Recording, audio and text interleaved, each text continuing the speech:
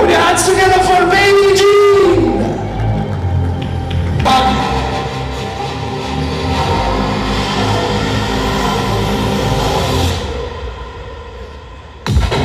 ഒരു നല്ല കൈ നൽകാം. A big round of applause.